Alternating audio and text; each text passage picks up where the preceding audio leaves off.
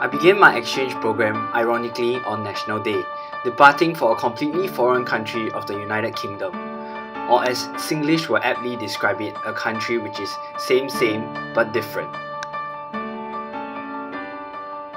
International experiences do not guarantee CQ, as CQ can only be developed when we translate them into experiential learning.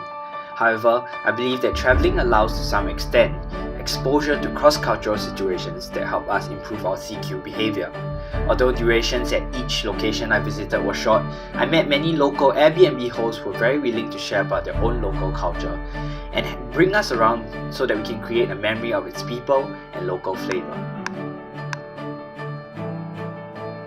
Travelling requires us to seek knowledge of the country, to adapt to the different environment, and more importantly, to challenge ourselves to go beyond our comfort zone to meet new friends and try new things that are not accessible to us in Singapore.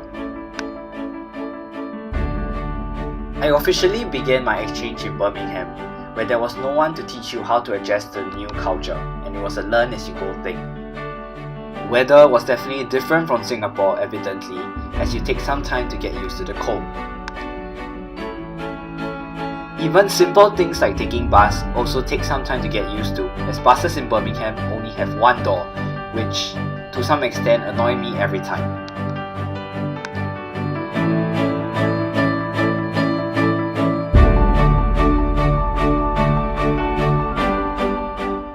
School was definitely easier to adjust to because English was the first language used in school.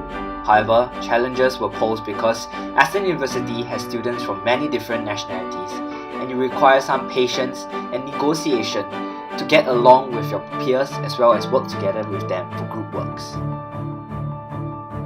I also took some time to get used to communicating with the locals in Birmingham because despite English being the first language used, there is something also known as the Brummie accent, which is very evident in Birmingham and much heavier than most English speakers. Although the Western culture tends to favour high individualism in terms of personal identity, there are moments of collectivism, especially when it comes to the favourite sports of football.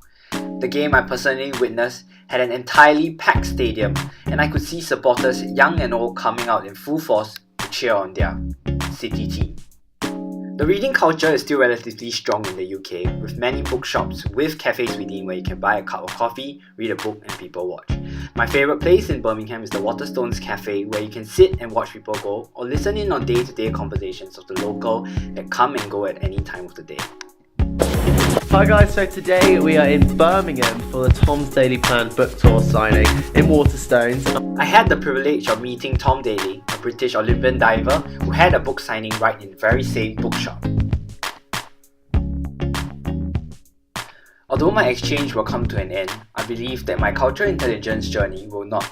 Like this video lapse of my journey back from school to my hall, the ride each day will offer you a different view. Acquiring cultural intelligence is much like a journey which never stops, and no one can for certain say that they have mastered it completely.